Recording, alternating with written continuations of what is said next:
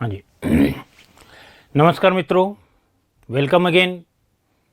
जैसा कि हम 19 फरवरी 2021 को एससीएफ का जो पेपर हुआ था उसके सॉल्यूशन की बात कर रहे थे। इसके पहले हम 2 वीडियोस अपलोड कर चुके हैं। आगे हम नेक्स्ट वीडियो की बात करते हैं। नेक्स्ट आपके पास 50 क्वेश्चन तक हम सॉल्व कर चुके हैं पिछले वीडियोज़ में। आगे बात कर रहे हैं 51 नंबर का क्वेश्चन, 51 नंबर का क्वेश्चन जो है ये आपके रिप्रेजेंट कर रहा है कि यदि फाई बराबर लॉग ऑफ आर है तो डेल फाई की वैल्यू क्या होगी। फाई बराबर लॉग आर और डेल फाई बताना है। डेल फाई यानी कि gradient of phi, del phi निकालें या ग्रेडियंट ऑफ फाई निकालें तो ये आपके पास होता है i del upon del x plus of j del upon del y plus of k and del upon del z of phi. Phi आपके पास गिवन है log of r. Log of r का आप डिफरेंशिएशन डेरिवेटिव निकालेंगे with respect to x. Log r का derivative with respect to x, log r का आपके derivative जाएगा 1 अपॉन आर एंड फिर आर का derivative with respect to x तो ये आप लिखेंगे del r upon del x. Similar आपके पास वाई के लिए हो जाएगा तो 1 upon r and del r over del y and similar z के लिए कि 1 upon r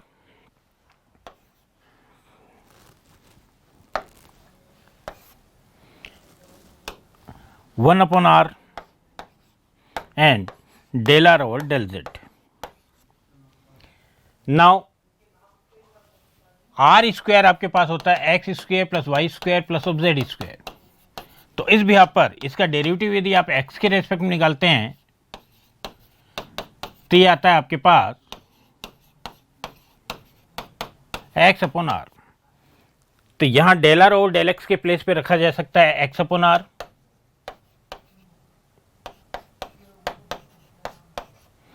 similar del r upon del y के प्लेस पे रखा जा सकता है वाई के रेस्पेक्ट में करेंगे आपके पास तो y upon r and up to so on. और फिर इस रिजल्ट को सोल्व करेंगे तो ये आपके पास देखिए ये आपके पास आ रहा है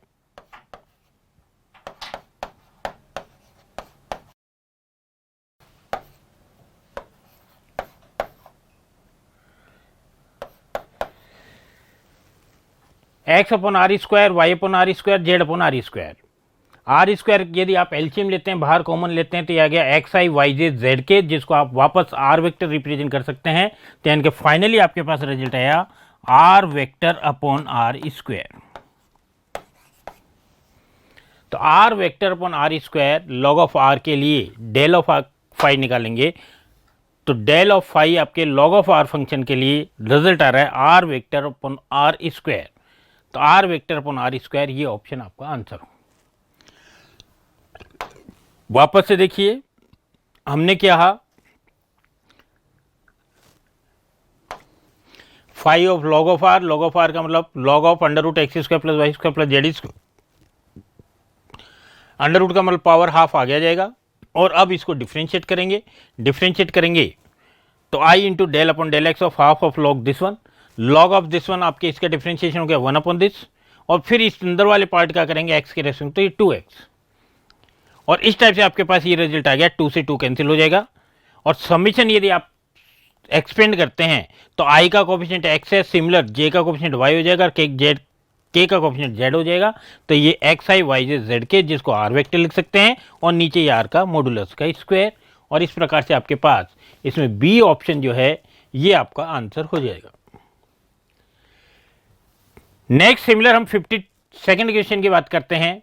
ये भी आपके पास वेक्टर कैलकुलस से है क्वेश्चन, सदिश कलन वेक्टर कैलकुलस, जिसमें आपके पास दिया कि ये एक वेक्टर है और ये वेक्टर आपके पास कह रहा है आघूर्णीय सदिश है, इररोटेशनल वेक्टर।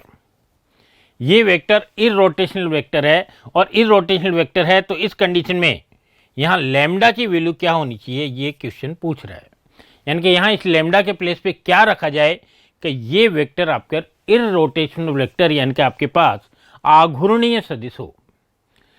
आघूर्णीय सदिश के लिए कंपलसरी शर्त होती है कि कोई भी वेक्टर आपके पास यदि आघूर्णीय है तो इस केस में इस वेक्टर के लिए कर्ल की वैल्यू हमेशा 0 होती है। The curl of irrotational vector is always 0। आघूर्णीय सदिश के लिए कर्ल का मान सदैव 0 होता है और ये रिजल्ट आप कैलकुलेट करके इस बिहाफ पर आप इस एफ के लिए कर्ल की वैल्यू कैलकुलेट करेंगे और कर्ल को इक्वल टू 0 रिप्लेस करेंगे तो आपके रिजल्ट लेमडा की वैल्यू कैलकुलेट हो जाएगी। जैसे यदि आप कर्ल कैलकुलेट करें इसके लिए तो कर्ल ऑफ एफ का मतलब हो गया i j k del upon del x del upon del y del upon del z. F के लिए कर्ल निकाल रहे हैं तो एफ में एक्स आई का कोफिशिएंट, वाई जे का कोफिशिएंट और के का कोफिशिएंट। नाउ इसको जनरल वे में जैसे आप सिंप्लीफाई करते हैं बिल्कुल जनरल कैलकुलेशन, आई के लिए सॉल्व करेंगे तो आई के लिए सॉल्व करेंगे तो this into this minus of this into this, यानी कि ये डेल अपॉन डेल वाई और इसके साथ ये है, इसका मतलब ये हुआ कि इसका वाई के रेस्पेक्ट में पार्शियल डेरिवेटिव और इसका वाई के रेस्पेक्ट में पार्शियल डेरिवेटिव निकालेंगे तो ये जीरो और वाई का पार्शियल डेरिवेटिव -1, यानी कि ये रिजल्ट आया -1 माइनस ऑफ ये इसके साथ, यानी कि इसका जेड के रेस्पेक्ट में पार्शियल डेरिवेटिव तो आएगा -1, तो -1 एंड माइनस ऑफ -1 सिमिलर जे के लिए सिमिलर के लिए। और ये रिजल्ट निकाल के अब यदि आप इसको निकालते हैं तो यहाँ 1 -1 -1 + 1 0 -4 + 4 0, यानी कि ये दोनों पार्ट आपके पास 0 हो गए और रिजल्ट बचा ये, यानी कि अब आपके पास आ गया लेमडा -2 इंटू के कैप। ये आपके पास हो गया कर्ल ऑफ एफ की वैल्यू। और हमने बताया कि आघूर्णीय सदिशों के लिए कर्ल ऑफ एफ 0 होगा, इररोटेशनल वेक्टर के लिए कर्ल की वैल्यू 0 होती है, तो इस कर्ल को इक्वल टू 0 रिप्लेस करेंगे तो इससे सॉल्व आउट होकर आएगा रिजल्ट कि लेमडा की वैल्यू 2 होगी। अगेन इसी टाइप से आगे बढ़े। नेक्स्ट क्वेश्चन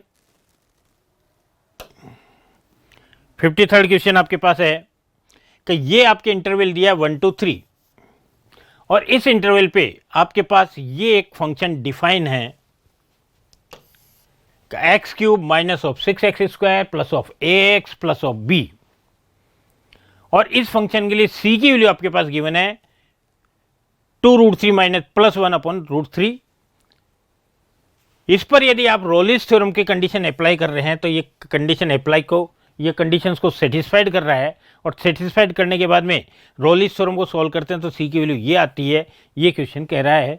और इस केस में ए और बी की वैल्यू क्या होगी ये आपको कैलकुलेट करना। रोलिस थ्योरम की कंडीशन जो होती है कोई भी फंक्शन पे यदि आपके रोलिस थ्योरम की कंडीशन अप्लाई हो रही है तो उसके लिए कंपलसरी कंडीशन होती है कि फंक्शन जो है ये आपके कंटिन्यूस होना चाहिए और x में बहुघातीय फलन सदैव कंटिन्यूस फंक्शन होता है, यानी कि ये फंक्शन कंटिन्यूस फंक्शन है।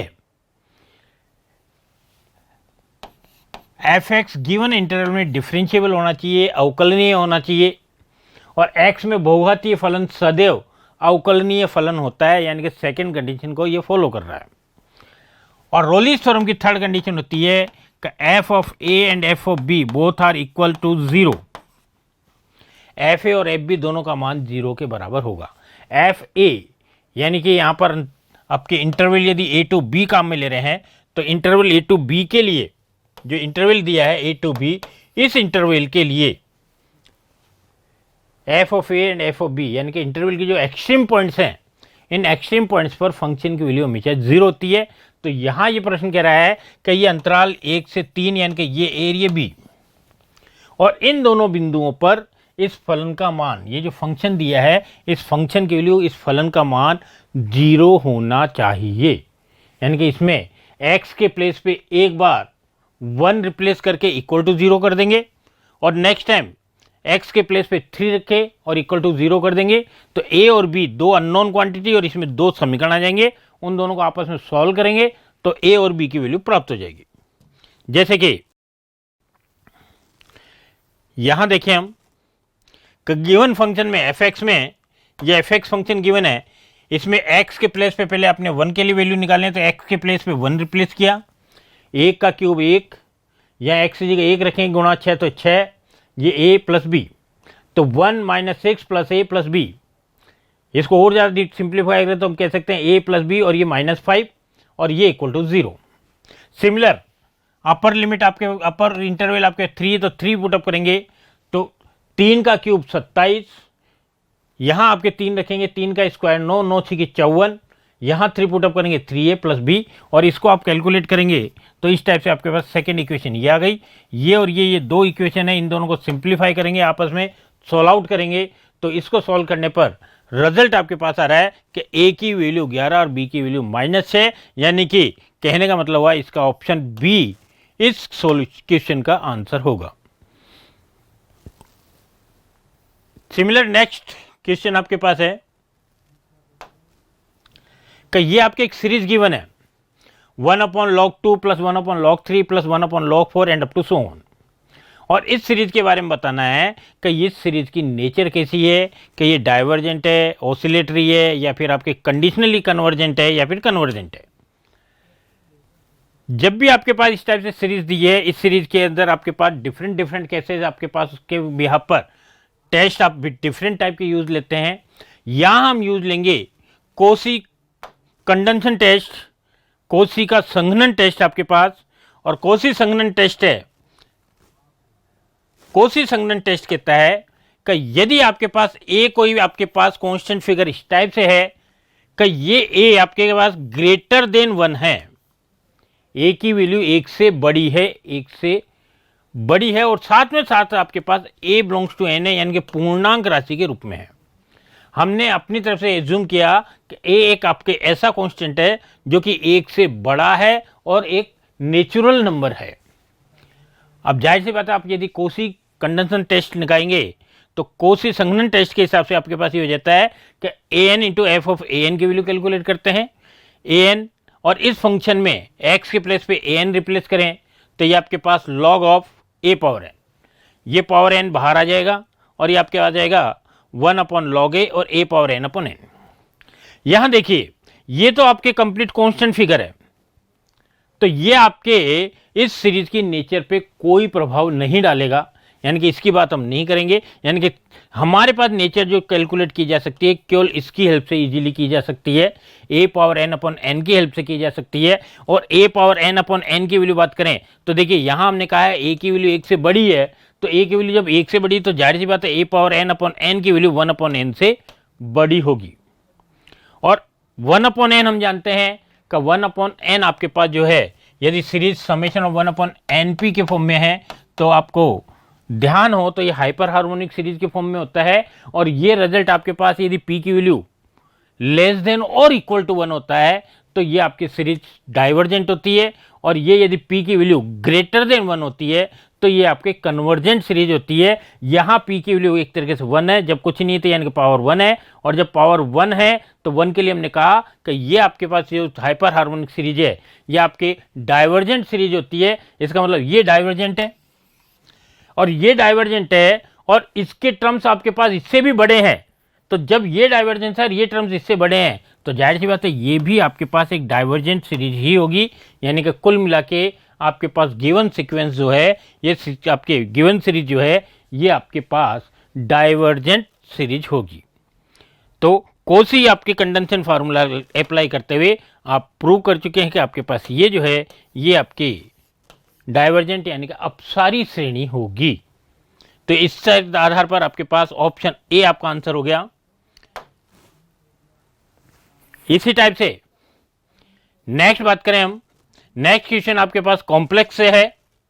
कॉम्प्लेक्स का क्वेश्चन है कि एक पॉइंट z गिवन है, ये आपके पास किसी आपके प्लेन में z जो है उसके लिए कंडीशन गिवन है कि the real part of iota z + 1 upon iota z - 1, iota z + 1 upon iota z - 1, इस रेशियो का रियल पार्ट जो है, इस रियल पार्ट की वैल्यू 2 बता रहा है ये कि ये रियल पार्ट 2 के इक्वल है, तो z का लोकस, z का बिंदु पथ क्या होगा ये आपको बताना है। Iota z + 1 upon iota z - 1 का वास्तविक भाग आपके पास 0 के बराबर है। जाहिर सी बात है जेड के प्लेस पे आप रिप्लेस करेंगे x प्लस आइटा वाई, इसके प्लेस पे x प्लस आइटा वाई और x plus eta y put up करके और इसको सिंप्लीफाई करके ओनली रियल पार्ट की बात करेंगे आप, और उस रियल पार्ट को इक्वल टू 2 रखेंगे, और इक्वल टू 2 रखने के बाद में x और y के बीच में जो रिलेशन आएगा उस रिलेशन के बिहाफ पर आप बोल सकते हैं कि इसका बिंदु पथ क्या होगा। यदि आपके पास एक्स स्क्वायर और वाई स्क्वायर के रूप में कोई रिलेशन आता है जिसमें एक्स स्क्वायर वाई स्क्वायर के दोनों के कोफिशिएंट सेम है, तब तो ये एक सर्किल हो जाएगा। यदि एक्स स्क्वायर और वाई स्क्वायर के कोफिशिएंट सेम नहीं है बट बोथ आर पॉजिटिव, तो फिर ये आपके पास इलिप्स हो जाएगा। यदि एक्स स्क्वायर और वाई स्क्वायर के कोफिशिएंट एक दूसरे के अपोजिट साइन के हैं तो फिर ये आपके पास हाइपरबोला हो जाएगा। और यदि आपके पास रिलेशन एक्स और वाई के सिंगल पावर के रूप में बन रहा है तो ये आपके एक स्ट्रेट लाइन होगा। तो इस टाइप से जेड के प्लेस पे एक्स और वाई पुटअप करते हुए रियल पार्ट को इक्वल टू 2 के रिप्लेस करके और एक्स और वाई के बीच में रिलेशन कैलकुलेट करेंगे और उसके बिहाफ पर आप इसका लोकस बता सकते हैं कि इसका लोकस क्या होगा। जैसे यहां हम बात करें कि जेड को आप लिख सकते हैं एक्स प्लस आइटा वाई, तो आइटा जेड, तो आइटा और एक्स के प्लेस पे एक्स, जेड के प्लेस पे x plus eta y plus of 1।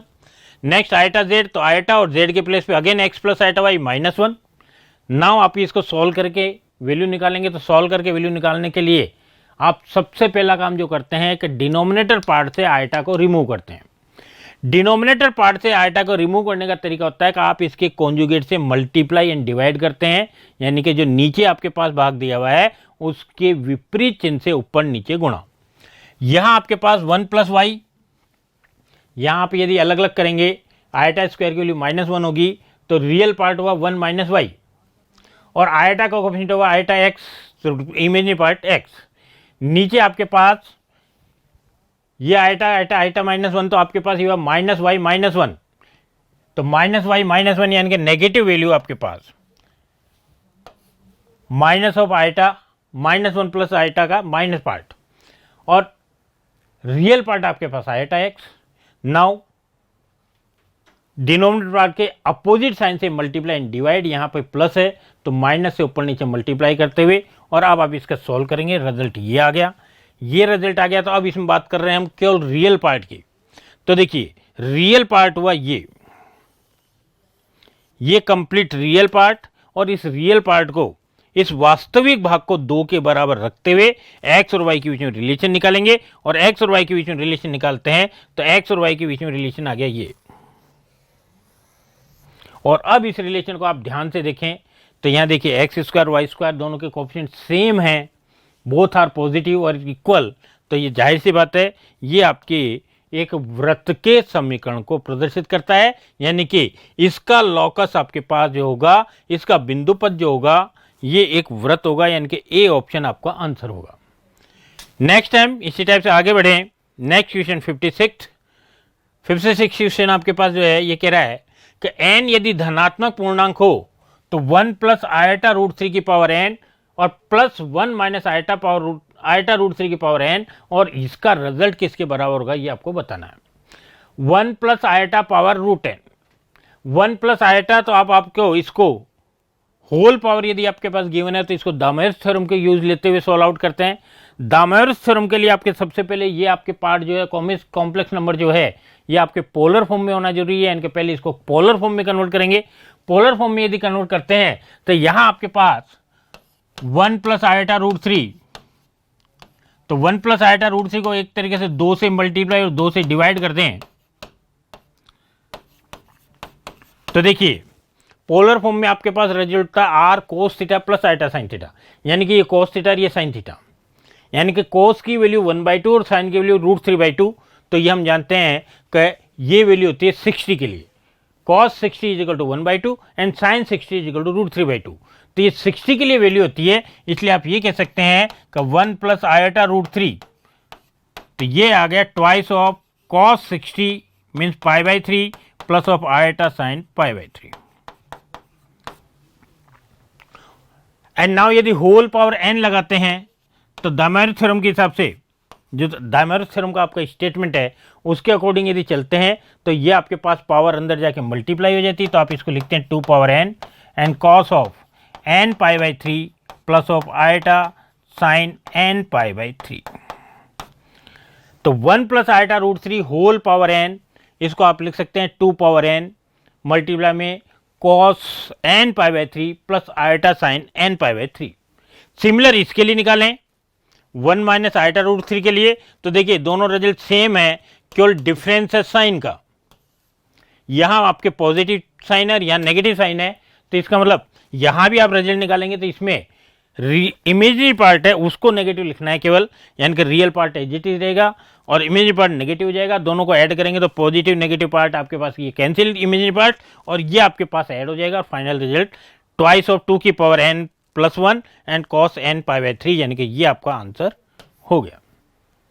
तो इस प्रकार से आपके पास यहां डायमंड्स थ्योरम यूज लेते हुए इसको इजीली सिंप्लीफाई कर सकते हैं, सॉल्व आउट कर सकते हैं। ये आपके सॉल्यूशन का 1 प्लस आयटा रूट 3, तो इसका पोलर फॉर्म हो गया 2 cos pi by 3 plus iota sine pi by 3। इसमें होल पावर n लगाया, तो होल पावर n लगाएंगे तो अकॉर्डिंग टू डायमंड्स थ्योरम ये 2 पावर n और ये n अंदर जाके मल्टीप्लाई इसके साथ, तो ये आपके ये रिजल्ट आ गया। सिमिलर माइनस के लिए कहेंगे तो माइनस के लिए ये रिजल्ट बिल्कुल 100% सेम, केवल यहाँ इमेजिनरी पार्ट पॉजिटिव है तो यहाँ भी पॉजिटिव, यहाँ इमेजिनरी पार्ट नेगेटिव तो यहाँ भी नेगेटिव, ये रिजल्ट आ गया। इन दोनों रिजल्ट्स को यदि आप प्लस करेंगे तो ये और ये दोनों सिमिलर होने का कैंसिल और ये दोनों ऐड जाएंगे ट्वाइस हो जाएगा। तो 2 पावर n पहले से है, ट्वाइस और हो गया तो 2 की power n plus 1 cos of n pi by 3, ये आपका रिजल्ट। आगे बढ़े नेक्स्ट क्वेश्चन पे।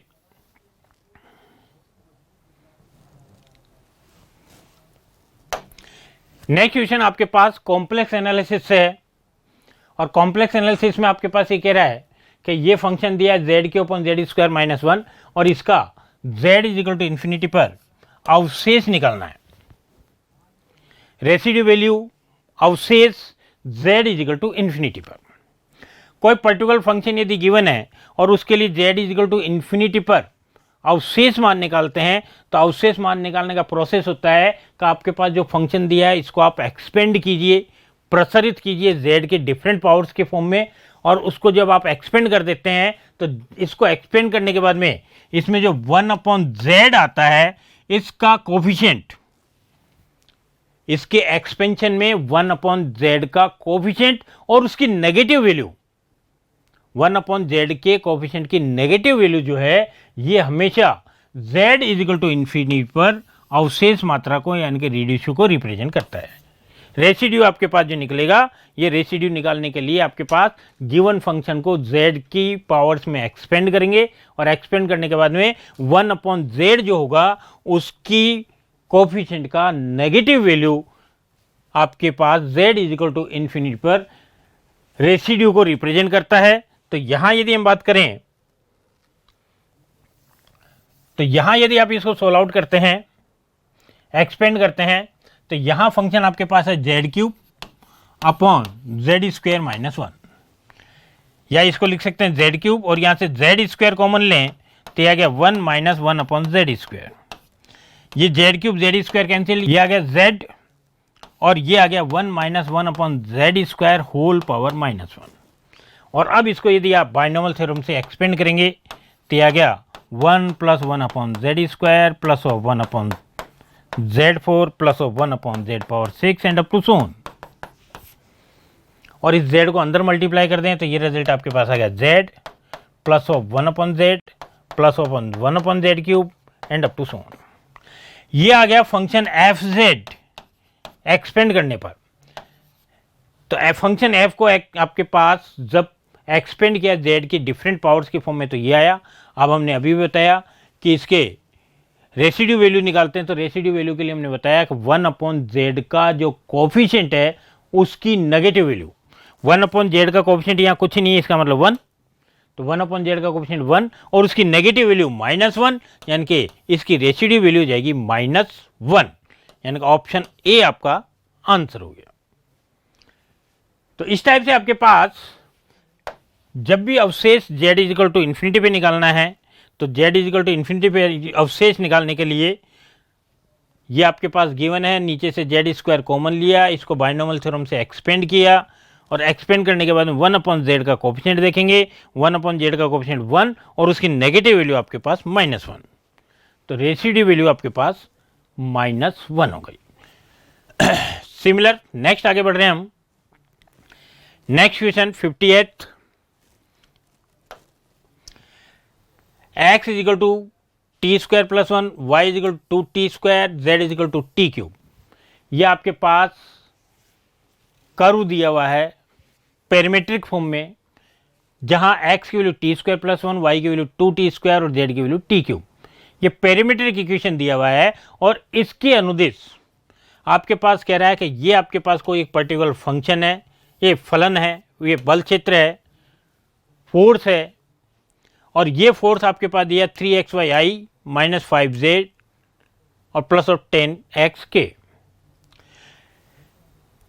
इस फोर्स के आपके पास इफेक्ट में पार्टिकल जो है t इज इक्वल टू 1 से t इज इक्वल टू 2 तक मूव करता है, चलता है, और t बराबर 1 से t बराबर 2 तक जब पार्टिकल गति करेगा, इस कर्व के अनुदिश, ये जो कर्व दिया है इस कर्व के अनुदिश इस बल के प्रभाव में t बराबर 1 से t बराबर 2 तक जब कण गतिशील होता है तो उस स्थिति में किया गया कार्य कितना होगा, ये आपको बताना है। किसी भी बल क्षेत्र द्वारा किया गया कार्य हम जानते हैं कि बल गुणा विस्थापन से प्रदर्शित होता है। कि यदि आपके पास कार्य निकालते हैं तो किए गए कार्य का formula F dot D R यानी कि बल गुणा विस्थापन, और बल गुणा विस्थापन करते हैं यार, यदि आपके पास ये कंपोनेंट फॉर्म में दिए हैं तो कंपोनेंट फॉर्म में हम जानते हैं कि F ये हो गया यार, इसके बाद डॉट प्रोडक्ट में डी आर का मतलब i d x plus of j d y plus of k d z, और डॉट प्रोडक्ट करेंगे तो आई वाला आई से, जे वाला जे से, के वाला के से मल्टीप्लाई, तो आप ये कह सकते हैं कि F1 d x, F2 d y and F3 d Z.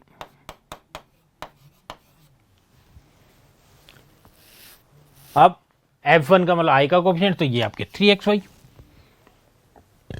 F1 के प्लेस पे 3xy लिख देंगे।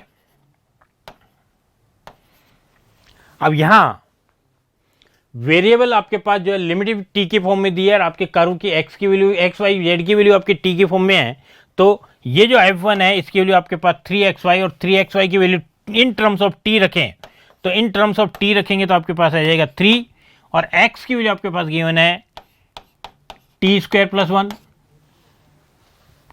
और x की वैल्यू आ गई तो 3x और आगे y, तो y की वैल्यू आपके पास गिवन है 2t स्क्वायर,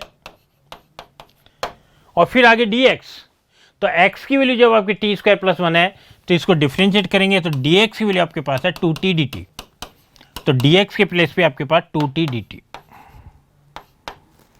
और इस प्रकार से इसमें t की लिमिट आपके पास दी है 1 to 2, तो 1 to 2 पुटअप करके अब इसको जनरल वे में इंटीग्रेट कर लेंगे, और इंटीग्रेट कर लेंगे तो x कंपोनेंट आ गया है आपके वर्क डन का, ऐसे y के लिए निकालेंगे, ऐसे z के लिए निकालेंगे, और तीनों कंपोनेंट्स को प्लस कर देंगे तो टोटल वर्क डन आपके पास आ जाएगा।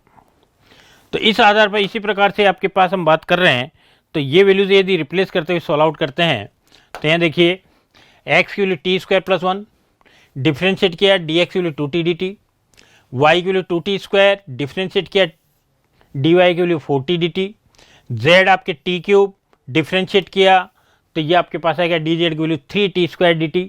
नाउ f ये गिवन है, इसमें x y की value in terms of t put up करें, x और y की value terms of t put up कर दिया तो f डॉट डी आर, तो दोनों का डॉट प्रोडक्ट करेंगे, तो डॉट प्रोडक्ट के लिए वही i वाला कोएफिशिएंट i से, j वाला j से, k वाला k से मल्टीप्लाई करेंगे, और फाइनल रिजल्ट आपके पास ये फॉर्म आ गई। और अब इसको आप इंटीग्रेट कर देंगे बिटवीन लिमिट 0 to 1, और 0 to 1 जब आप लिमिट करके इसको सोल्व आउट करेंगे तो फाइनल रिजल्ट आपके पास जो आ रहा है ये आपके पास आंसर फॉर्म में 303 ये आपके फाइनली आंसर प्राप्त होगा। कैलकुलेशन है जनरल और कुछ भी नहीं है, विशेष कुछ भी नहीं है, कैलकुलेशन थोड़ा ध्यान से करना है। जैसा कि मैंने बताया आपके पास ऐसी बात नहीं है, कुछ क्वेश्चन आपके पास कॉम्पिटिशन एग्जाम में इस टाइप के होते हैं जो केवल डायरेक्ट टिक मार्क के होते हैं, तो कुछ क्वेश्चन लेंदी भी होते हैं। यहाँ आपके पास वास्तव में पेपर लेंदी था, पेपर के जो क्वेश्चंस के थे, क्वेश्चंस आपके पास इस टाइप के थे जो कि आपके पास शॉर्टकट बहुत कम पॉसिबल है, क्वेश्चंस पॉसिबल है, इसलिए टाइम टेकिंग आपके पास पेपर था ये। और ये पेपर ऐसा था कि कोई भी पर्सन 100% पेपर को अटेंड नहीं कर सकता इन द शॉर्ट पीरियड, उस एग्जाम पीरियड के टाइम में। एनीवे आगे बढ़ रहे हैं हम। नेक्स्ट आपके पास गिवन है क्वेश्चन 59 का Z1 minus Z3 upon Z2 minus Z3 और इसकी वैल्यू दी हुई है 1 माइनस आयोटा रूट 3 अपॉन 2। ये आपके पास रिलेशन गिवन है और इस रिलेशन में काम आने वाले आपके पास ये Z1 Z2 Z3 जो है ये कह रहा है कि ये आपके किसी सदिश के शीर्षों को प्रदर्शित करता है, यानी कि वर्टेक्स को रिप्रेजेंट कर रहे हैं ये तीनों। Z1 Z2 Z3 ये किसी वेक्टर के किसी ट्राइंगल के वर्टेसेस को रिप्रेजेंट करता है Z1 Z2 Z3 और इसके साथ साथ इस रिलेशन को ये फॉलो अप करता है। और उस केस में अब ये पूछ रहा है कि इस ट्राइंगल की टाइप बतानी है कि ये ट्राइंगल किस टाइप का है। भाई आपके समद्विबाहु समकोण त्रिभुज है या फिर समकोण त्रिभुज है या समद्विबाहु त्रिभुज है या विषमबाहु त्रिभुज है, इसकी नेचर बतानी है कि नेचर ऑफ आपके पास ट्राइंगल किस टाइप की होगी ये आपको बताना है। यहां आपके पास गिवन है का mode of Z1 minus Z3 upon Z2 minus Z3। यदि आप इसका मोड निकालें तो इसका मोड निकालेंगे और इसका मोड देखें तो रियल पार्ट का स्क्वायर प्लस इमेजिनरी पार्ट का स्क्वायर, तो 1/4 प्लस 3/4 1, यानी कि स्क्वायर इस मोड जो हो गया 1 हो गया। यानी कि हम ये कह सकते हैं कि mod of Z1 minus Z3 upon Z2 minus Z3 is equal to 1, या ये कहते हैं कि Z1 minus Z3 is equal to Z2 minus Z3। Z1 minus Z3, Z1 इसका पोजीशन वेक्टर और Z3 इसका, तो Z1 माइनस Z3 ये वास्तव में रिप्रेजेंट कर रहा है इस साइड को, AC को। ये AC साइड हो गई Z1 minus Z3 and Z2 minus Z3, तो Z2 इसका पोजीशन वेक्टर और Z3 इसका, तो आपके पास Z2 माइनस Z3 हुआ ये। तो BC हो गया Z2 माइनस Z3 और ये हो गया आपके पास AC Z1 माइनस Z3 और ये दोनों बता रहा है इक्वल है, यानी कि ये दोनों साइड से इक्वल हो गई। और किसी ट्राइंगल की यदि दो साइड इक्वल है तो इसको आप कहते हैं आइसोसेलेस ट्राइंगल, समद्विबाहु त्रिभुज, यानी कि ये जो होगा ये आपके पास समद्विबाहु त्रिभुज होगा। इस त्रिभुज की नेचर जो होगी ये आपके पास समद्विबाहु त्रिभुज की होगी, यानी कि डी ऑप्शन आपका आंसर होगा, क्योंकि इसमें ये दोनों साइड्स आपके पास इक्वल हो गई हैं। जितनी आपके पास साइड AC है ठीक उतनी ही साइड आपके पास BC आ रही है and these both are equal, AC बराबर BC प्राप्त हो रही है, इसलिए ये त्रिभुज जो हो गया समद्विबाहु त्रिभुज होगा, आइसोसेलेस ट्राइंगल होगा। नेक्स्ट क्वेश्चन चले हम।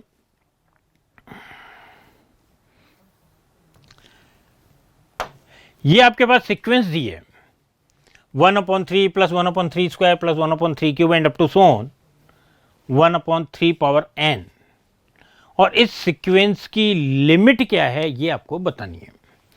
ये सीक्वेंस का nth टर्म है, ये इस सीक्वेंस का nth टर्म है, nवां पद है, यानी कि सीक्वेंस जो है वो इस टाइप से है कि इस सीक्वेंस का पहला पद 1/3, दूसरा पद 1/3 प्लस 1/3 स्क्वायर, तीसरा पद 1/3 plus 1/3 square plus 1/3 cube and up to so on. और इस प्रकार से करते हुए इसकी nth टर्म यदि कैलकुलेट कर रहे हैं तो इसकी nth टर्म जो हुई, nth टर्म आपके पास है 1/3 plus 1/3 square plus 1/3 cube and up to 1/3 power n। तो इस सीक्वेंस की nth टर्म आपको गिवन है, nवां पद दिया हुआ है, और इस सीक्वेंस की लिमिट आपको बतानी है, इसकी सीमा बतानी है क्या होगी। जब भी कोई सीक्वेंस दी होती है तो इसकी सीमा, तो सीमा के लिए फॉर्मूला होता है कि limit n tends to infinity xn, यानी कि इसका जो nवां पद है इसकी वैल्यू निकालें limit n tends to infinity के लिए, तो ये रिजल्ट आपके हमेशा इसकी सीमा को प्रवेश करता है। अब आप यदि यहाँ ध्यान से देखें तो इसका nवां पद गुणोत्तर श्रेणी के रूप में है, और गुणोत्तर श्रेणी के यदि आप अनंत n टेंड्स टू इंफिनिटी का मतलब अनंत पद, तो अनंत पदों का योग निकालते हैं गुणोत्तर श्रेणी के, तो होता है a/1 - r। तो a यानी के प्रथम पद ये 1/3 अपॉन 1 - r, तो r भी आपके 1/3, और इसको सॉल्व करेंगे 3 एलसीएम लेते हुए, तो ये रिजल्ट आपके 1/2, यानी कि इस सीक्वेंस की सीमा आपके पास आ गई 1/2। इस अनुक्रम की सीमा 1/2 होगी। तो यहाँ आपके पास ये सीक्वेंस गिवन है और इसकी यदि लिमिट कैलकुलेट करनी है तो इसकी लिमिट कैलकुलेट करने के लिए आपके पास limit n tends to infinity result लगाते हुए पहले जीपी के सम का फार्मूला अप्लाई करें और n टेंस टू इन्फिनिटी रख देंगे तो ये पार्ट 0 हो गया और रिजल्ट आपके पास 1/2, ये आपका आंसर हो गया। नेक्स्ट क्वेश्चन आपके पास 65, बिल्कुल जनरल क्वेश्चन है, अभी अभी किया था हमने, बिल्कुल वही क्वेश्चन है, सिमिलर क्वेश्चन है कि यदि आपके पास z बराबर 1 माइनस आयटा रूट 3 है तो इसका पोलर फॉर्म बताना है। पोलर फॉर्म के लिए हमने बताया था कि 1 माइनस आयटा रूट 3 है, इसको 2 से गुणा भाग यदि कर दें तो आ गया 1/2 माइनस ऑफ आयटा रूट 3/2। 1/2 हम जानते हैं कॉस में 1/2 वैल्यू 1/2 वैल्यू जो होती है π/3 की और सिमिलर रूट 3/2 साइन में वैल्यू π/3 की। तो ये आपके पोलर फॉर्म हो गया। अब यदि आपके पास यहाँ नेगेटिव साइन नहीं है ऑप्शन में तो इसको आप इस टाइप से भी लिखा जा सकता है कि हम जानते हैं cos of minus theta cos theta होता है जबकि sine of minus theta minus sine theta होता है, इसलिए ये नेगेटिव साइन अंदर ले जाया जा सकता है। यानी कि इसी ऑप्शन रिजल्ट को आप इस टाइप से भी रिप्रेजेंट कर सकते हैं, cos of minus π/3 plus iota sine of minus π/3। तो इस रिजल्ट को इस फॉर्म में रिप्रेजेंट किया जा सकता है। तो ये ऑप्शन आपके पास ये रिजल्ट रहा, तो ये ऑप्शन आपका आंसर है। तो ये अप्रोक्सली ये क्वेश्चन तो ऑरली होने वाला था, मुंह जवानी कर सकते हैं, इसको कहीं आपके माथा पड़े की जरूरत ही नहीं है।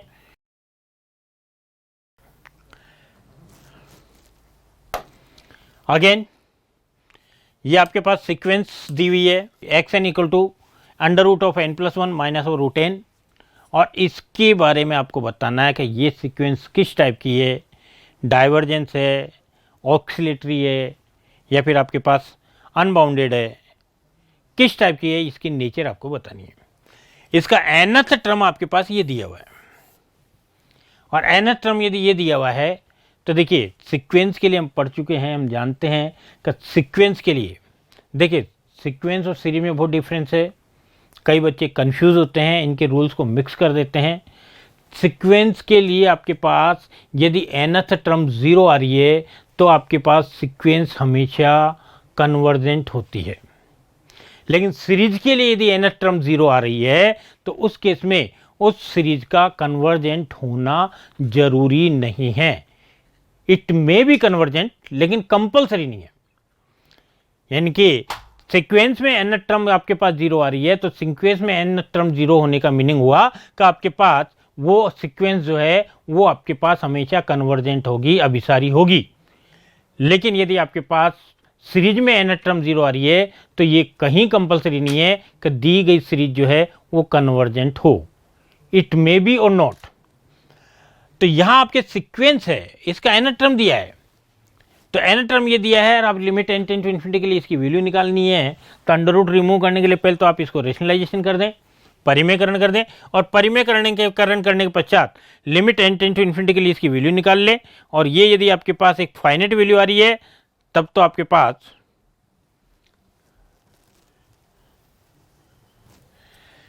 ये xn की वैल्यू आपके पास ये है, इसमें इसको रेशनलाइजेशन किया, अपोजिट साइन से मल्टीप्लाई एंड डिवाइड, यहाँ बीच में माइनस है तो प्लस से ऊपर नीचे मल्टीप्लाई, ऊपर मल्टीप्लाई करके इसको सोल्व करेंगे तो a minus b a plus b a² minus b², तो n+1 माइनस n और n+1 and minus of n करेंगे तो n और n कैंसिल, रिजल्ट ओनली 1। तो न्यूमरेटर पार्ट में ओनली 1 और डिनोमिनेटर पार्ट में आपके पास √(n+1 प्लस √n)। और अब इसके लिए n टेंड्स टू इन्फिनिटी के लिए इसकी वैल्यू निकालेंगे तो समथिंग अपॉन इन्फिनिटी 0 और ये रिजल्ट 0 आ रहा है। इसका मतलब सीक्वेंस आपके पास कैसा हो गया, कन्वर्जेंट सीक्वेंस हो गया। यानी कि ये सीक्वेंस आपके पास कन्वर्जेंट सीक्वेंस होगा। नेक्स्ट सिमिलर बात करें, अब ये इस टाइप के क्वेश्चन है जो ऑरली आपके पास केवल देखते ही तुरंत करने टिक मार्क करने वाले हैं। यहां आपके पास गिवन है कि f(x) = 1/x और इसमें आपके पास लाग्रांज मीन वैल्यू थ्योरम आप अप्लाई करते हैं तो यहां आपके इंटरवल दिए हुए हैं और इसमें किस अंतराल में लाग्रांज थ्योरम अप्लाई होगी उस अंतराल को आपको बताना है। ऐसा इंटरवल जिसमें आपके लाग्रांज थ्योरम अप्लाई होती है। देखिए लाग्रांज थ्योरम के लिए कंपलसरी कंडीशन जो है कि गिवन फंक्शन जो होता है ये आपके पास कंटिन्यूअस एंड डिफरेंशिएबल होना चाहिए। जो भी पर्टिकुलर इंटरवल आप डिफाइन कर रहे हैं उस इंटरवल के हर एक बिंदु पर, प्रत्येक बिंदु पर ये दिया गया फलन जो होगा ये सतत तथा अवकलनीय होना चाहिए। यहां फंक्शन आपके पास 1/x के फॉर्म में गिवन है, देखते साफ पता लग रहा है यदि x के बराबर 0 रखेंगे तो उस पर ये नॉट डिफाइंड फॉर्म है, यानी कि x = 0 पर ये आपके कंटिन्यूअस नहीं है, और x = 0 पर जब कंटिन्यूअस नहीं है तो डिफरेंशिएबल भी नहीं होगा। यानी कि x = 1 के अलावा बाकी जितने भी पॉइंट्स होंगे सब पर आपके पास ये कंटिन्यूअस और डिफरेंशिएबल है। इसका मतलब ये हुआ कि इस पे लाग्रांज थ्योरम केवल उसी इंटरवल में डिफाइन होगी जिसमें 0 इंक्लूड नहीं है, क्योंकि 0 पे ये नॉट डिफाइन है, 0 पे परिभाषित नहीं है। तो एक ऐसा अंतराल जिसमें 0 नहीं आ रहा है उसी में आपके पास लाग्रांज थ्योरम अप्लाई होगी। यहां है -2 to 2, तो -2 से 2 के बीच में आपके पास 0 आता है, इसलिए इस पे अप्लाई नहीं होगी। -1 to 1 इसमें 0 आता है, इसलिए इस पे भी अप्लाई नहीं होगी। -3 to 3 इसमें 0 आता है, इस पे नहीं होगी। 2 to 3 यहां 0 इसमें इंक्लूड नहीं है, यानी कि आपके पास इसमें लाग्रांज थ्योरम जो अप्लाई हो सकती है ये इंटरवल 2 से 3 के मध्य अप्लाई हो सकती है। तो ये लगभग ऑरली होने वाली क्वेश्चन है, मुंह जवानी होने वाली क्वेश्चन है, आसानी से कर सकते हैं आप।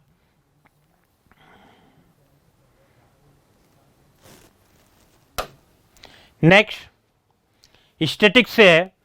स्टैटिक्स में आपके पास टॉपिक है कोरिलेशन। तो कोरिलेशन से रिलेटेड आपके टॉपिक है कि आपके पास कह रहा है कि कोरिलेशन कोएफिशिएंट r है और इसके अलावा रिग्रेशन कोएफिशिएंट है आपके पास है bxy और byx। ये रिग्रेशन इक्वेशन है, जब आपके पास इक्वेशन ऑफ लाइन लिखते हैं, आपके पास रिग्रेशन लाइन का इक्वेशन लिखते हैं तो उसमें आपके पास ये bxy और byx आपके पास स्लोप को रिप्रेजेंट करता है for the line x on y and y on x। तो x on y and y on x वाली जो आपके रिग्रेशन लाइन होती है इनकी स्लोप्स को रिप्रेजेंट करते हैं bxy और byx, और इनके और r के बीच में क्या रिलेशन है ये आपको बताना है। तो देखिए यहां आपके पास bxy और byx इनके लिए आपके पास रिलेशन जो है कि bxy जो होता है ये आपके पास होता है r into sigma x upon sigma y। bxy का फार्मूला होता है r into sigma x upon sigma y। यहां r तो आपके पास कोएफिशिएंट ऑफ कोरिलेशन है, यहां r कोएफिशिएंट ऑफ कोरिलेशन को रिप्रेजेंट कर रहा है, ये कोएफिशिएंट ऑफ कोरिलेशन है, और sigma x and sigma y ये x सीरीज और y सीरीज दोनों सीरीज के लिए स्टैंडर्ड डिवीएशन को रिप्रेजेंट करते हैं। ये standard deviation for x series और ये standard deviation for y series. और सिमिलर y ऑन x की बात करें तो इसके लिए भी आपके पास फार्मूला जो है r into sigma y upon sigma x। तो r into sigma y upon sigma x ये आपके पास standard deviation for y series and standard deviation for x series, इन दोनों का रेशियो, और मल्टीप्लाई में आपके पास कोएफिशिएंट ऑफ कोरिलेशन। और अब आप इन दोनों को यदि मल्टीप्लाई करते हैं तो bxy इंटू byx इन दोनों का प्रोडक्ट यदि आप कैलकुलेट करेंगे तो इन दोनों को मल्टीप्लाई करेंगे तो ये और ये कट जाएगा, ये और ये कट जाएगा, और ओनली आपके रिजल्ट है r स्क्वायर। तो r स्क्वायर की वैल्यू आपके पास bxy byx के बराबर, और इस केस में r निकालेंगे तो r आपके पास हो जाएगा square root of this one. तो square root of this one यानी कि ये, तो ये रिजल्ट आपका आंसर हो गया। यानी कि रिग्रेशन कोएफिशिएंट और कोरिलेशन कोएफिशिएंट के बीच में आप रिलेशन निकालते हैं तो ये आपके रिलेशन है कि आपके पास y का x पर आपके पास समाश्रण गुणांक जो होता है byx ये आपके पास r into sigma y upon sigma x, और ऐसे ही x का y पर निकालते हैं vxy तो r sigma x upon sigma y, और जब आप इन दोनों को मल्टीप्लाई करेंगे तो ये आपस में कैंसिल होकर ओनली r स्क्वायर, तो r की वैल्यू हो गई plus minus of bxy byx। Similar next question चलते हैं हम आगे। नेक्स्ट क्वेश्चन आपके प्रोबेबिलिटी से रिलेटेड है, बहुत इजी है, लगभग ओरली होने वाला क्वेश्चन है ये। कम से कम मैथ वाले स्टूडेंट से तो हम यही उम्मीद कर सकते हैं। दो पासे फेंके जाते हैं, उन दोनों पर अंकों का योग 7, तो अंकों का योग 7, तो अंकों का योग 7 हो सकता है तो यदि एक पासे पर 6 दूसरे पे 1 आवे, या फिर 1 और 6 आवे, या फिर 5 और 2 आवे, या 2 और 5, या फिर 4 और 3 आवे, या फिर 3 और 4। और इस प्रकार से आप देखेंगे तो टोटल फेवरेबल केस जो बन रहे हैं गिवन कंडीशन के, फेवरेबल केस अनुकूल स्थिति कुल 6 है। और टोटल बात करते हैं तो पहले पे 6, दूसरे पे 6, 6 गुणा 6 36, तो टोटल नंबर ऑफ आउटकम 36। तो प्रायिकता हो जाएगी 6/36, यानी कि 1/6। तो लगभग मुंह जवानी होने वाला क्वेश्चन था, ये तो जनरल क्वेश्चन है, आप खुद इजीली कर सकते हैं। तो यहां कुल निशेष स्थितियां 6 गुणा 6 36 हो गई। अंकों का योग आने के पक्ष में स्थितियां आपके पास कुल 6 बन रही है, इसलिए प्रायिकता 6/36 यानी कि 1/6 होगी।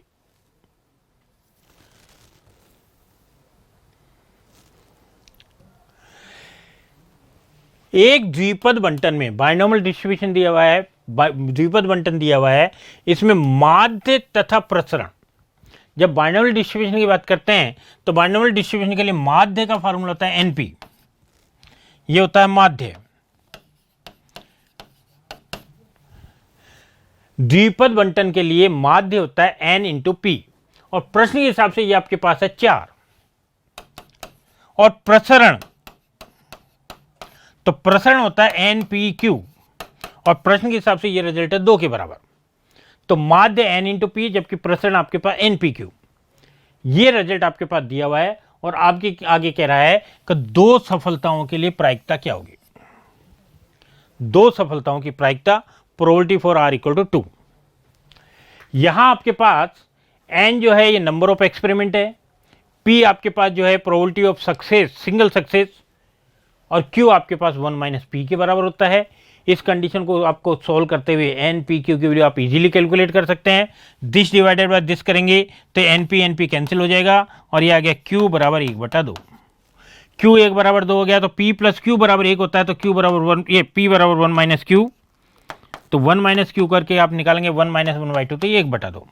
और पी की वैल्यू 1/2 यहां पुटअप करें तो ये आपके पास इधर आके गुणा, और पी की वैल्यू हो गई 8, और एन की वैल्यू 8 आ गई, पी की वैल्यू, क्यू की वैल्यू, एन की वैल्यू आ गई है। तो अब ये बोल रहा है प्रोबेबिलिटी फॉर 2 सक्सेस, तो 2 सक्सेस के लिए यदि आप प्रोबेबिलिटी निकालते हैं तो फार्मूला आपके पास 8 में से 2 सक्सेस का, तो ये आपके पास 8C2 P power 2 and Q power 8 - 2। 8 प्रयोगों में से, 8 अभिप्रयोगों में से 2 सफलताओं की प्रायिकता, तो फार्मूला n अभिप्रयोग में से r सफलताओं की प्रायिकता होती है NCR P की पावर r, Q की पावर n - r। तो P और Q की वैल्यू आप रिप्लेस करते हुए, और आप इसको इजीली कैलकुलेट करके इसका रिजल्ट निकाल सकते हैं। और इस प्रकार से आप इसको जब सॉल्व करते हैं तो सॉल्व करने में माध्य आपके NP बराबर 4, प्रसरण NPQ बराबर 2, दोनों को डिवाइड करते हुए n और P की और Q की वैल्यू निकाल ली, ये निकाल ली। उसके बाद रिजल्ट ये आ गया। अब 2 सफलताओं की प्रायिकता की बात कर रहे हैं, तो 2 सफलताओं की प्रायिकता, तो r = 2 रखेंगे तो 8C2 P power 2 Q power 8 - 2 n के 6। और अब इसको कैलकुलेट करके और फाइनल रिजल्ट निकालते हैं तो ये रिजल्ट आ जाएगा 28/256, जो कि डी ऑप्शन को रिप्रेजेंट करता है।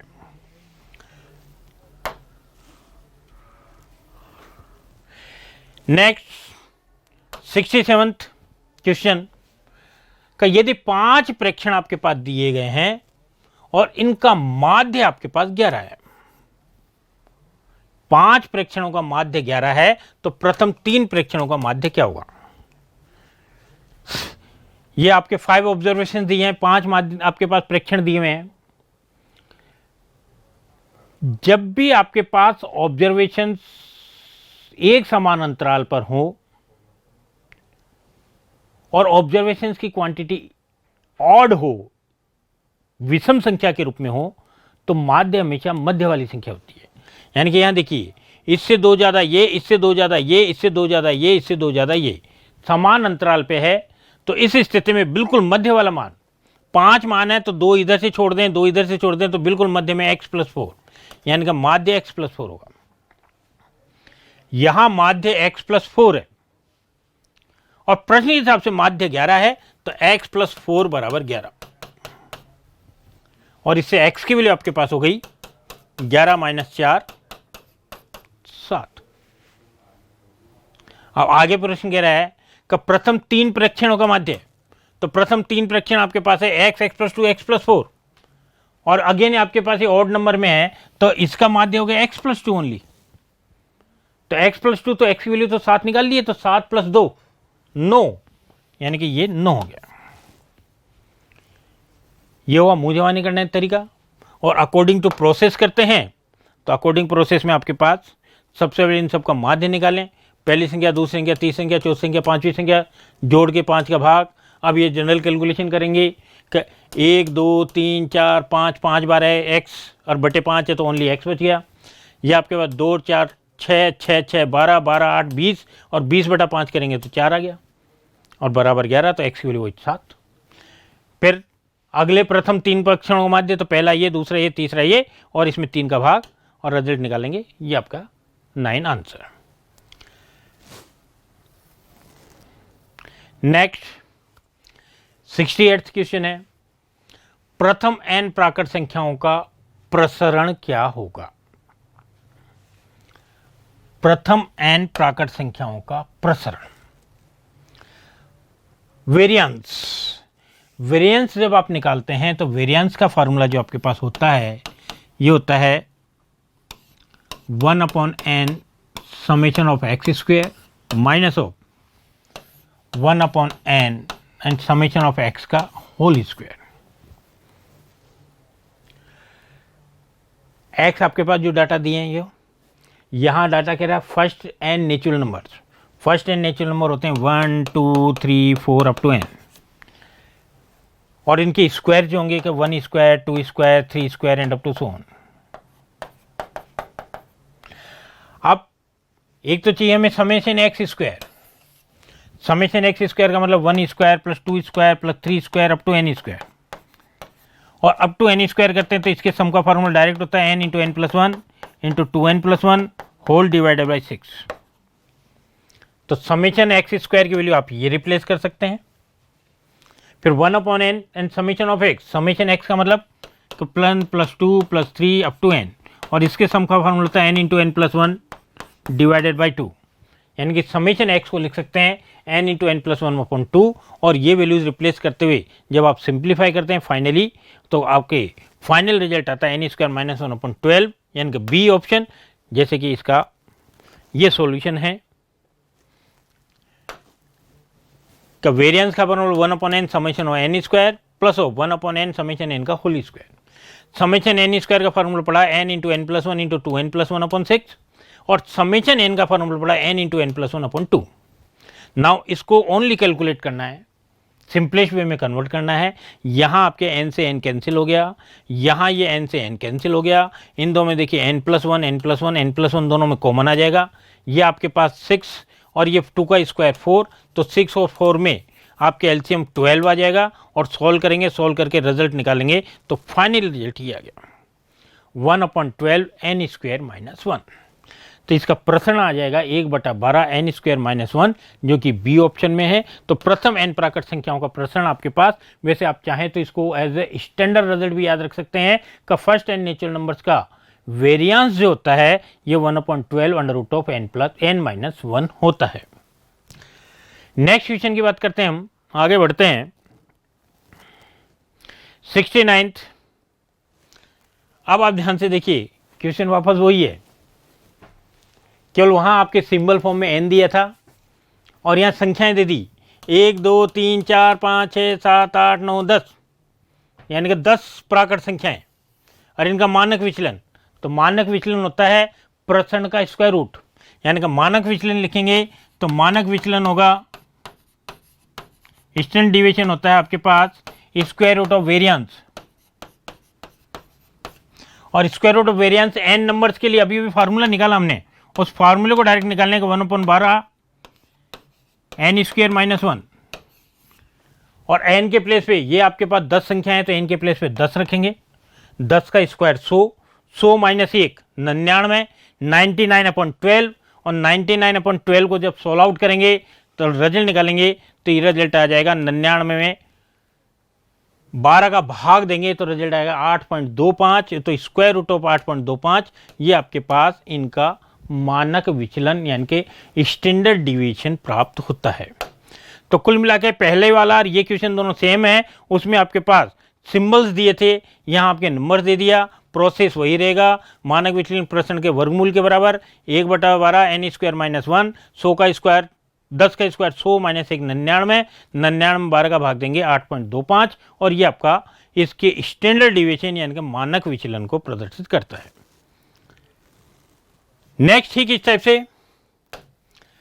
ये कह रहा है 3 सेट गिवन है और इनके मीन आपके पास दिए हैं 25, 10 एंड 15। 3 माध्य दिए हुए हैं, पहला माध्य आपके पास 25, दूसरा माध्य आपके पास 10 और तीसरा माध्य आपके पास 15।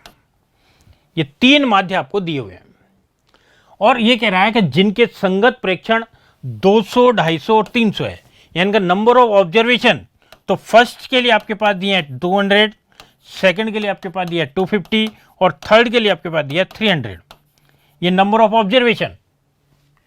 नाउ आपके पास कंबाइंड मीन निकालना है, इन तीनों का कंबाइंड मीन।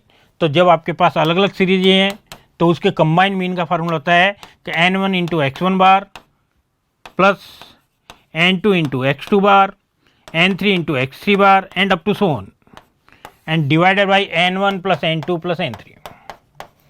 नाउ ये वैल्यूज आपके पास गिवन है, n1, n2, n3, x1, x2, x3 सारी वैल्यूज आप रिप्लेस करेंगे, कैलकुलेट करेंगे और रिजल्ट आपके पास आ जाएगा।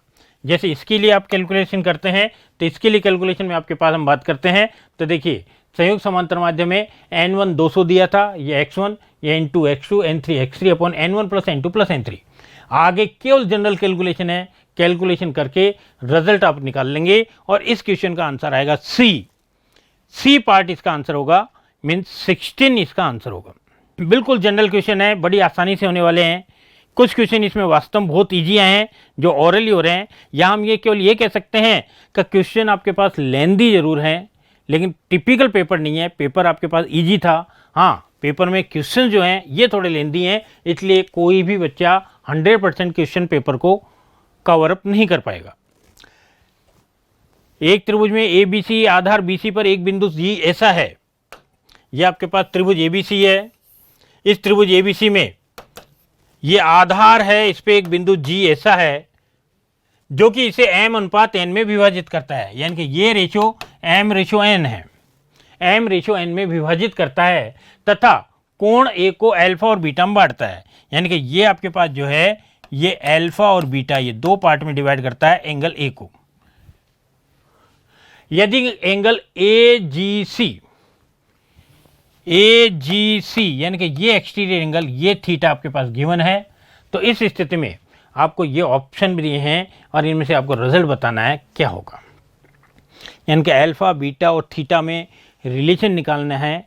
ये रिलेशन निकालना है तो पहली कंडीशन तो आपके पास ये है, ये आपके पास ये रिलेशन एमएन थ्योरम कहलाता है और एमएन थ्योरम के नाम से इस रिजल्ट को आप डायरेक्टली एक स्टैंडर्ड रिजल्ट के फॉर्म में डायरेक्ट यूज ले सकते हैं। एमएन थ्योरम डायरेक्ट आपके पास यूज ली जा सकती है। एमएन थ्योरम कहती है m plus n of cos theta is equal to m cot alpha minus n cot beta. ये आपके पास डायरेक्ट रिजल्ट हुआ। और यदि मान लीजिए हम कहेंगे साहब आपके पास रिजल्ट आपको याद नहीं है, रिजल्ट में आप कंफ्यूज हैं, तो आप इस ट्राइंगल की हेल्प से यहाँ आपके पास ये थीटा था तो ये एक्सटीरियर एंगल 180 माइनस थीटा। अब इस ट्राइंगल की हेल्प से इस ट्राइंगल में आपके पास साइन फार्मूला काम लेते हुए, इस ट्राइंगल में और इस ट्राइंगल में साइन फार्मूला काम लेते हुए ये रिजल्ट आप इजीली प्रूव कर सकते हैं। साइन फार्मूला यदि अप्लाई करें तो देखिए इस वाले ट्राइंगल की बात करें तो यहाँ पर आपके पास BD अपॉन AD, ये पॉइंट आपके नेमिंग D दिया गया है,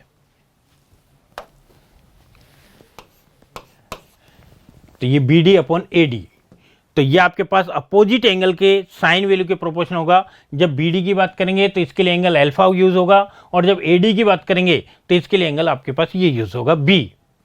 सिमिलर इस वाले ट्राइंगल में जब आप बात करेंगे तो जब आप DC की बात करेंगे तो DC के अपोजिट एंगल बीटा, और जब आपके पास इसकी आपके पास BD की बात करेंगे तो इसके opposite angle C।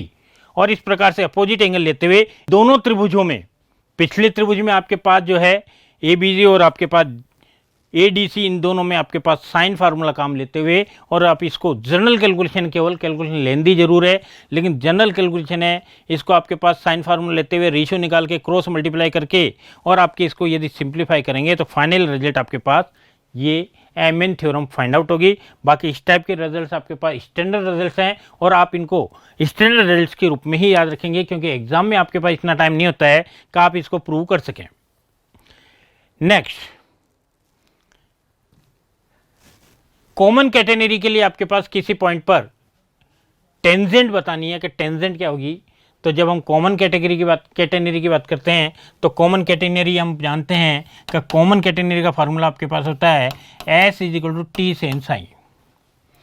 Common category का इक्वेशन, नेज समीकरण, intrinsic equation S = C tan psi होता है। और इस कंडीशन में रेडियस ऑफ कर्वेचर, वक्रता त्रिज्या की बात करें तो ये ds/d साई, और ds/d साई करेंगे तो c और tan साई का आपके डिफरेंशिएशन sec स्क्वायर साई होता है, तो radius of curvature c sec square Sai.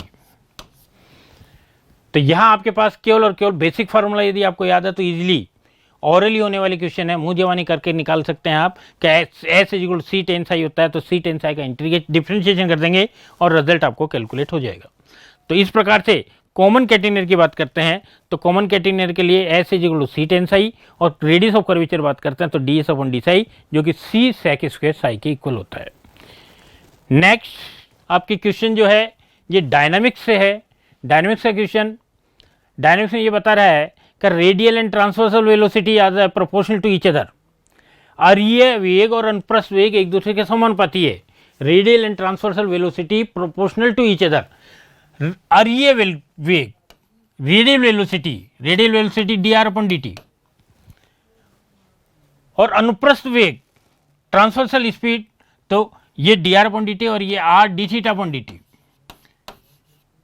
ये अरीय वेग और ये अनुप्रस्थ वेग, और ये क्वेश्चन कह रहा है ये दोनों एक दूसरे के प्रोपोर्शन में है, तो प्रोपोर्शन कर दिया। प्रोपोर्शन साइन कांस्टेंट यूज लेते हैं आपके पास।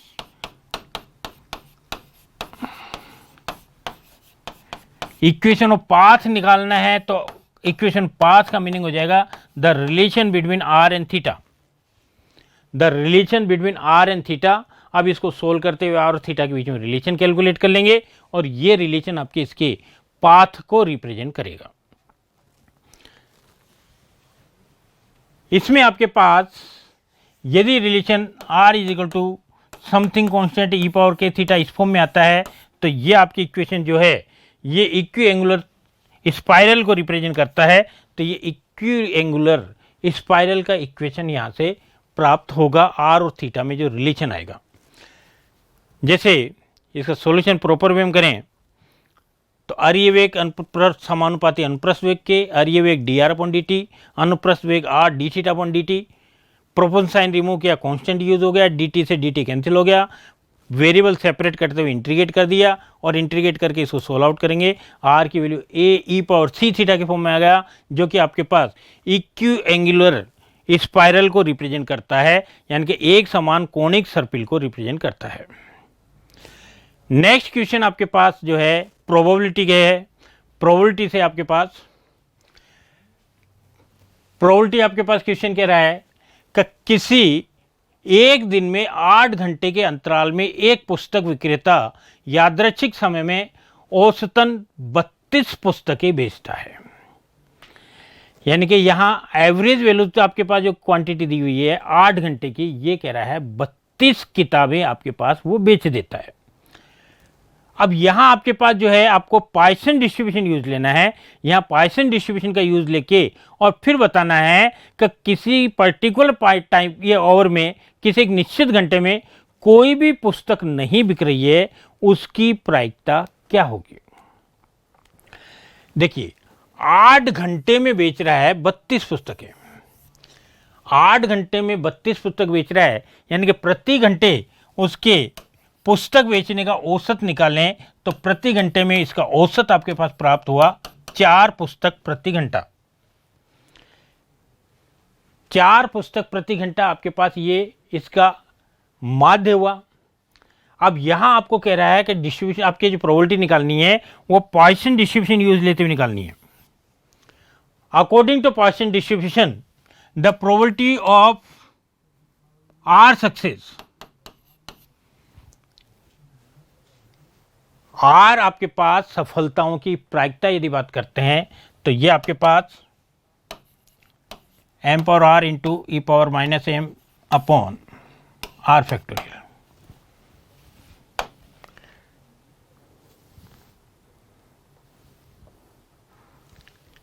तो ये यूज ले लेंगे e power minus m power r upon r factorial. m तो मीन तो आपके पास 4 आ गया और r नंबर ऑफ सक्सेस। तो यहाँ क्या कह रहा है कि एक भी पुस्तक नहीं बिकी और एक भी पुस्तक नहीं बिकी, यानी कि r की वैल्यू होगी 0। तो r की वैल्यू 0, तो यहाँ r की वैल्यू 0 रखेंगे, ये 0 और ये 0। समथिंग पावर 0, तो समथिंग पावर 0 इज ऑलवेज 1, तो ये आपके रिजल्ट 1 हो गया। 0 फैक्टोरियल इज ऑल्सो 1, तो ये भी 1 हो गया। तो रिजल्ट बचा only E power minus M, और m की वैल्यू आपके पास दी हुई है 4, यानी ई पावर माइनस 4। तो किसी घंटे में एक भी किताब नहीं बिकी, उसकी प्रायिकता आपके पास ई पावर माइनस 4 होगी, जो कि 4th ऑप्शन है। And the final question for today, एक बिंदु पर कार्यरत 3 बल्ब पी क्यू आर साम्य अवस्था में है, यानी कि किसी पर्टिकुलर एक पॉइंट पे 3 फोर्सेस वर्क कर रहे हैं। एक को इसने पी नाम दिया है, दूसरे को क्यू नाम दिया है और तीसरे को आर नेमिंग दी है। ये 3 आपके पास बल कार्य कर रहे हैं। पी और क्यू के मध्य कोण पी और आर के मध्य कोण का दुगना है। पी और क्यू के मध्य का कोण ये, पी और आर के मध्य का कोण यानी कि ये, इसका दुगना है ये, यानी कि ये यदि अल्फा है तो 2 अल्फा। पी और क्यू के बीच का कोण, पी और आर के बीच का जो कोण है इसका दुगना है, यानी कि पी और आर के बीच में अल्फा है तो पी और क्यू के बीच में दुगना होगा 2 अल्फा। किसी बिंदु के चारों तरफ बने कोणों का कुल योग 360 होता है, तो ये अल्फा, ये 2 अल्फा, तो 3 अल्फा, यानी कि ये एंगल हम कह सकते हैं 360 माइनस ऑफ 3 अल्फा।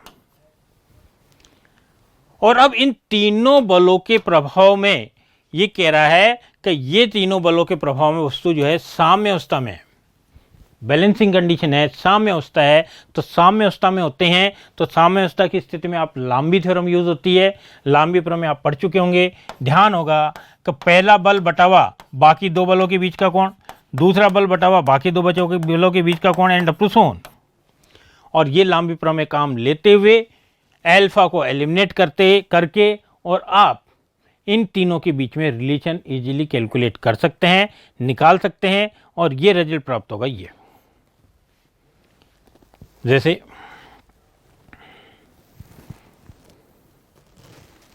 यहां हमने बता दिया कि ये अल्फा है तो ये 2 अल्फा, ये 360 माइनस 3 अल्फा। लांबी थ्योरम अप्लाई की, P अपॉन रिमेनिंग 2 के बीच का कोण, तो दोनों के बीच का कोण 360 माइनस 3 अल्फा।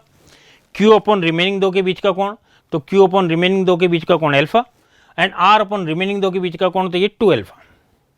नाउ अब इसको केवल सिंप्लीफाई करना, जैसे sine 360 minus theta sine theta ही होता है। फिर साइन 3 अल्फा का formula 3 sine alpha minus 4 sine cube alpha.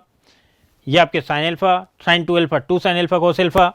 इस पूरे में से यहाँ से ये साइन अल्फा और इसमें से कॉमन लेके साइन अल्फा कैंसिल, और रिमेनिंग पार्ट से आपके पास कुल मिला के अल्फा को एलिमिनेट कर देंगे, विलोपित कर देंगे, अल्फा को गायब कर देंगे इस रिलेशन को काम लेते हुए। तो अल्फा को विलोपित करने पर आपके पास रिक्वायर्ड रिजल्ट प्राप्त हो जाता है। तो इस प्रकार से हमने बात की, 75 क्वेश्चन हमारे पास हो चुके हैं। अभी आपके वीडियोस बात करते हैं तो थोड़ा बड़ा हो रहा है, इसलिए नेक्स्ट वीडियो में बात करेंगे सॉल्यूशन की। यदि आपको ये वीडियो पसंद आता है तो प्लीज़ लाइक कीजिए, कमेंट कीजिए, शेयर कीजिए, और ज़्यादा से ज़्यादा आपके पास इसको शेयर करने की कोशिश कीजिए। Thank you, good bye.